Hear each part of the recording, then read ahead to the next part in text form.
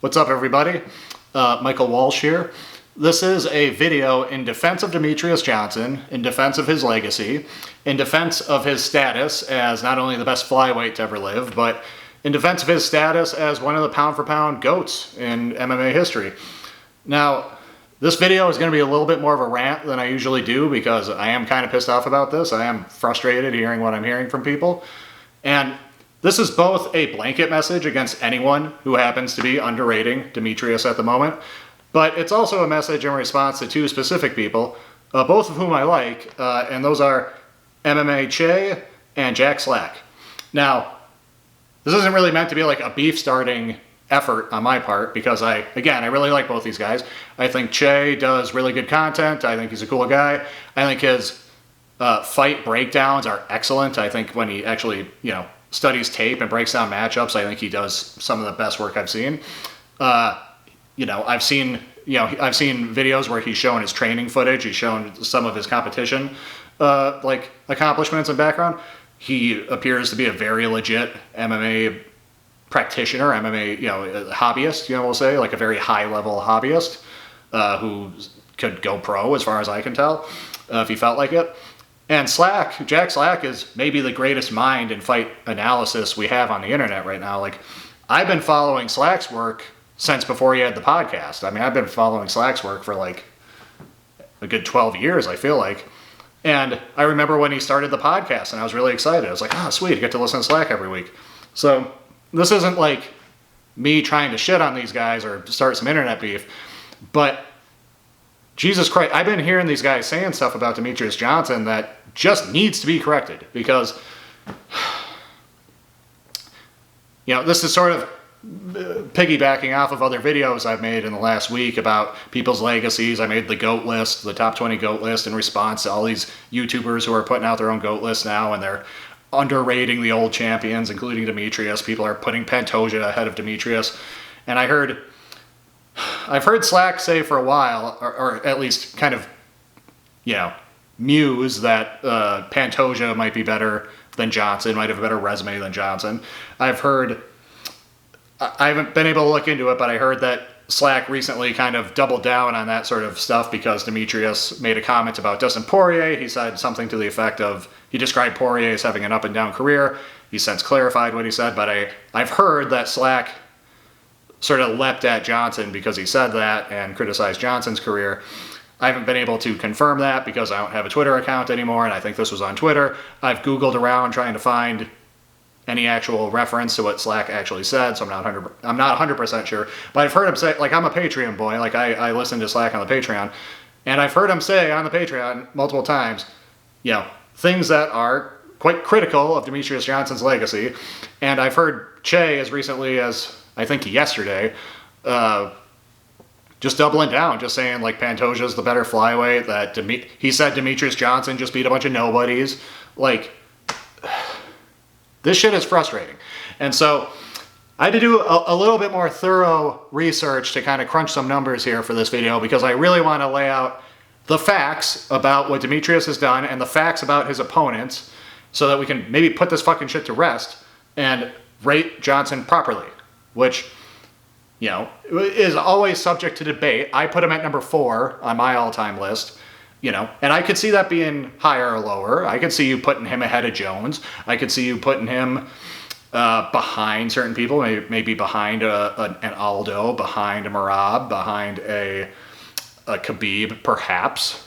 So maybe Johnson should be 2 or 3. Maybe he should be as far back as maybe number 6. But, like, he is one of the best fighters to ever live. And people who are not even putting him on their list, or people who are putting Pantoja ahead of him on their lists, are so backwards that it's not even funny. And it's not just casuals doing this, because again, this video is largely targeted in response to Che and to Slack, both of whom are serious analysts as far as I'm concerned. So let's get into it. So I agree. If you look at Johnson's title reign, the names don't just leap from the page at you. Yes, if you look at Dustin Poirier, who was never even the champion, and you look at his record, the names leap off the page at you. You see your Max Holloways, your Khabibs, your Justin Gaethjes, your Eddie Alvarez's, and so on. hair in my mouth. But there's a few reasons for that. So for one, the flyweight division was just massively under-promoted when Demetrius was the champion. Okay? That's one of the reasons that, 6, 7, 8 years later, everyone doesn't look at this list and say, oh my God, he fought that guy? Even though in some cases they should, because Joseph Benavidez is one of the best fighters to ever win a UFC belt, okay? John Dodson is a very serious fighter himself. Like, these weren't bad fighters he was beating. But let's really get into it, because there's a few ways we can try to compare the quality of opposition that champions faced, okay? And one of them is to compare the winning rate of their challengers at the time that they fought them to one another. So I crunched some numbers here. I'm going to have to look at notes because I did crunch numbers here. I crunched these numbers myself. I looked at Demetrius Johnson, Alexander Volkanovski, John Jones, Islam Makhachev, and Alessandro Pantoja.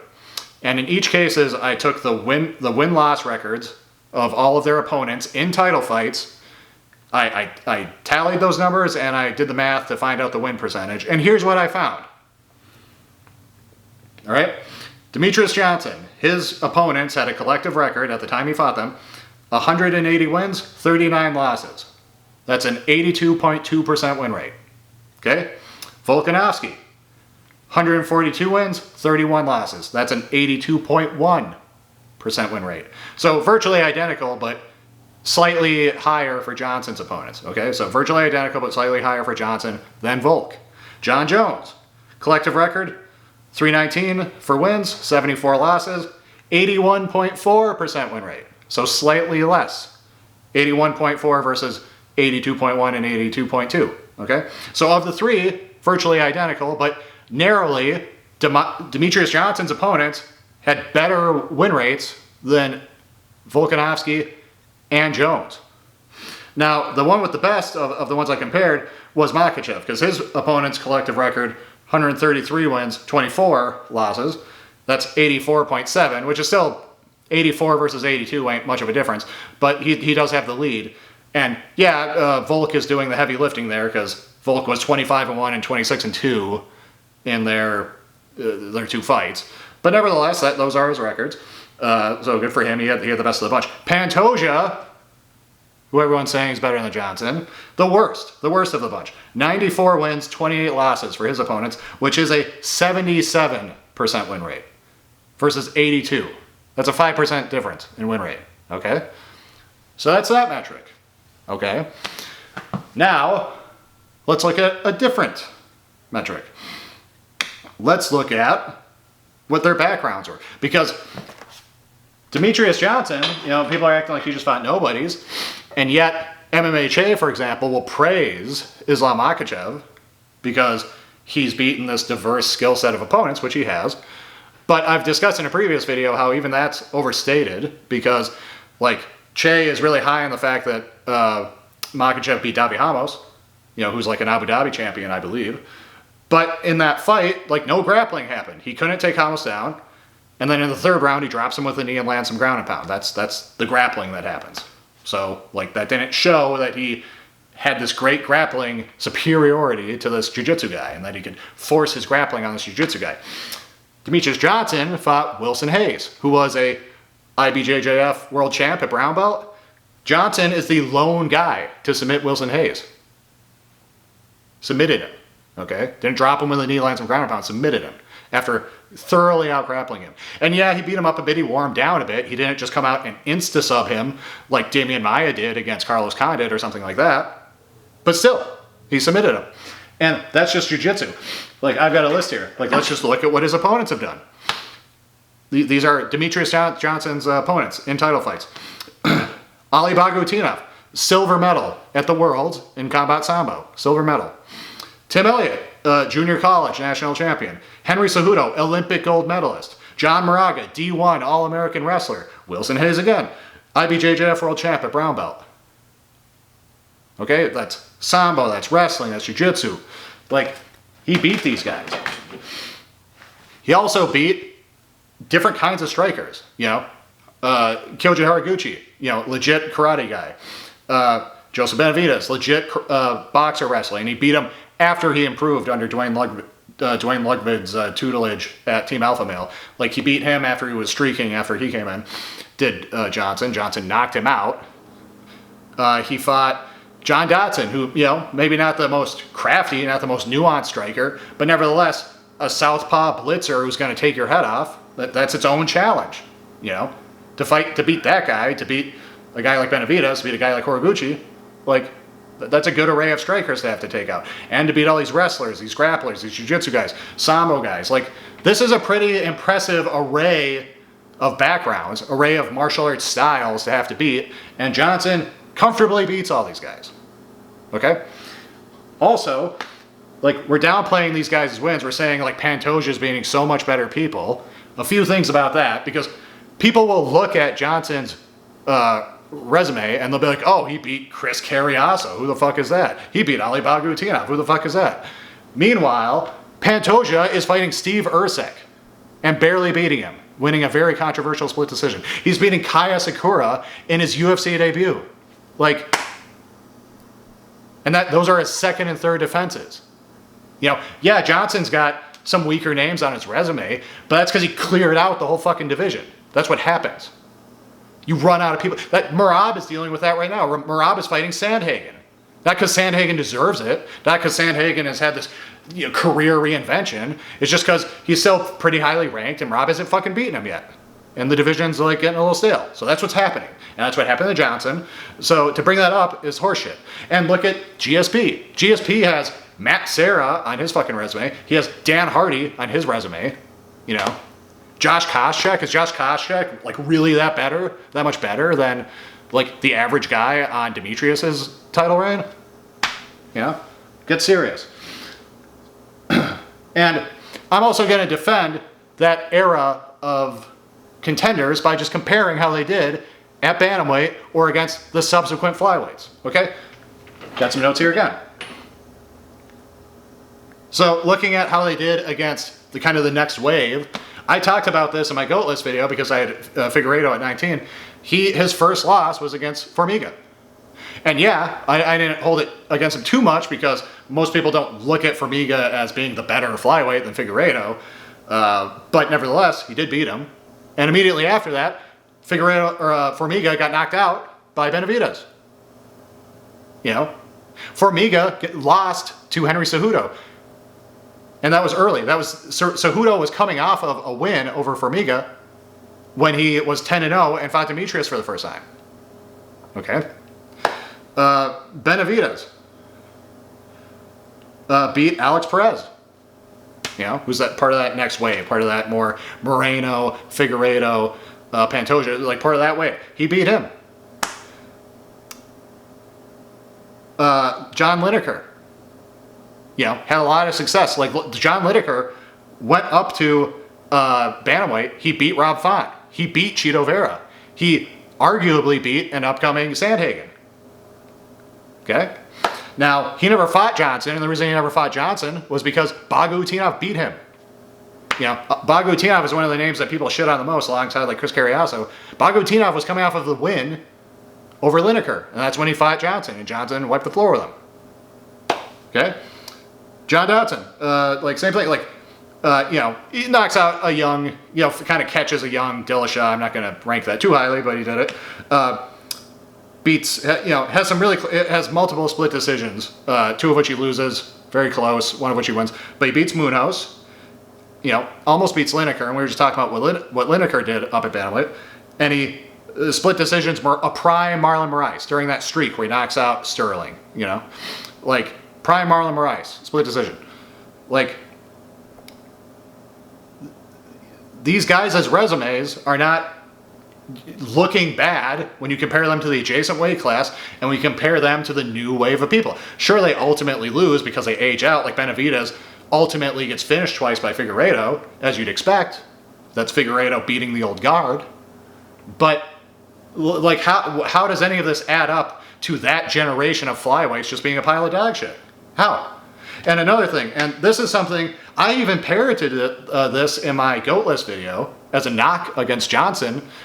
because it's a talking point I've heard from Slack for years and it made sense to me, but I've double checked this, it's not even fucking true. And that is the idea that Johnson's opponents didn't have 5-round experience prior to fighting him.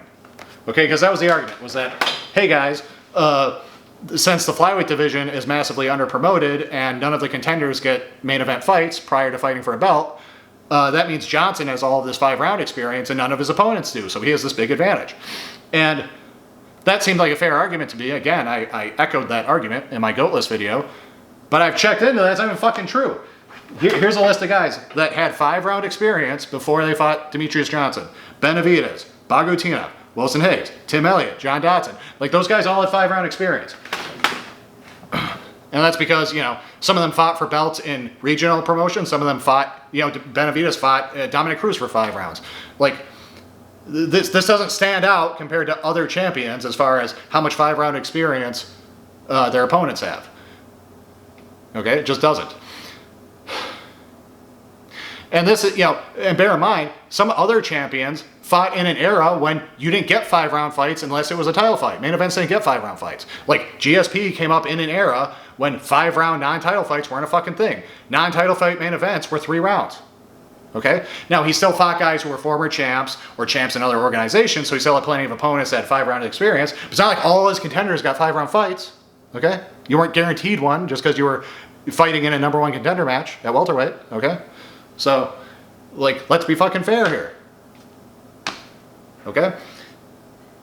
And so, like, that's the quality of wins that, you know, Johnson's having. And sure, you can make some criticisms. He's got a couple of close fights. He's got the split decision loss to Cejudo, but he's got the split decision first win against Benavidez. Avenges, you know, it, like, settles that, any doubt about that in the second fight when he knocks him out in a round. He has a couple of wins over guys who are pre-prime, like, you know, the first Cejudo fight, the Horiguchi fight. Yeah, that's too bad. Yeah, that's a thing you gotta observe. But I'll tell you this, he doesn't have any wins over fucking old guys. Okay? The overwhelming majority of people that Demetrious Johnson beat as a champion were in their primes. Okay? He doesn't have, you know, he doesn't have an old Dustin Poirier like Islam Makhachev has. He doesn't have an old Korean Zombie like Volkanovski has. He doesn't have this slew of old guys that Merab has. Granted, those weren't in title fights, but they're part of his, you know, he doesn't have that many title fights. So we're, you know, when we talk about Merab, we also talk about his general win streak and his run up to the belt. And it's fucking all old guys. It's an old Moraes. It's an old Dodson. It's an old Aldo. It's an old Cejudo. Like, you know? The only young guy he beat in a non-title fight was Jan. I mean, really. So, Johnson, yeah, a couple of guys pre-prime. Yeah, that's worth mentioning. Yeah, a win over the Horiguchi that Johnson beat is not as good as a win over him when he was, you know, like 10 fights later. But it's still a very good win.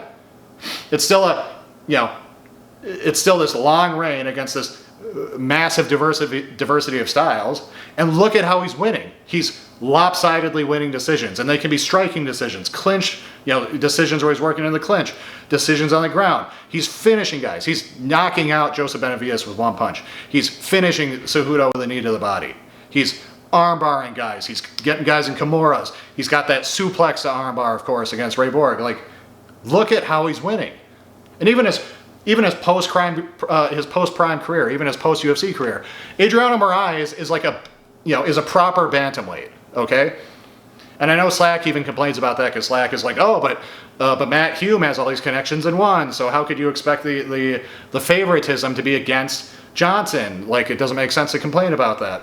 And I get that angle, but I also have fucking eyes and can see that Johnson is a weight class below Moraes, okay? I don't totally know how the logistics of the weight cutting protocols work in one, or how they worked at that time, or how you could game it, or what those fucking details are. But I have eyes and I can see that Johnson, a small flyweight, you know, a guy who had a weight advantage over no one he's ever fought in his life, is clearly smaller than Moraes.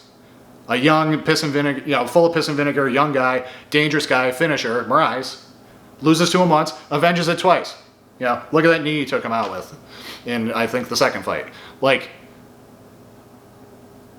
to pretend that Johnson is not one of the GOATs is insane. It is insane to pretend he is somehow not a better fighter than Pantoja. Again, Pantoja fought Kaya Sakura. He fought Steve Ercek.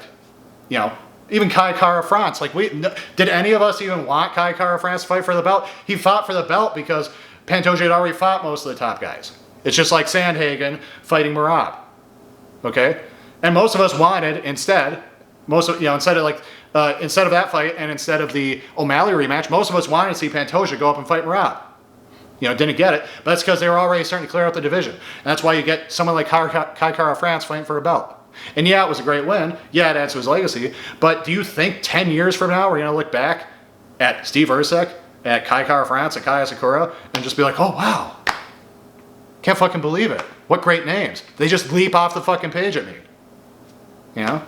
Of course not. If you think we're gonna, you just think about it. You're lacking perspective here. Like, only a few names age that well. You know? And again, Johnson might not have it, but look at the win percentage. Look at the sort of extracurricular combat sports resumes outside of MMA that these guys had. Look at the diversity of style. Look at the success they had against the subsequent flyweight generation. Success they had at bantamweight. Okay? Look at the fact that none of them were fucking old men. Okay? And look at how comfortably Demetrious Johnson dominated them. Look at the diversity with which he finished them. Okay? Like, you know, because Johnson was a guy who didn't get the respect he deserved as a champion. People thought he was small, they thought he was boring, they didn't like flyweights, UFC didn't promote him. He gets this disrespectful trade for Ben Askren.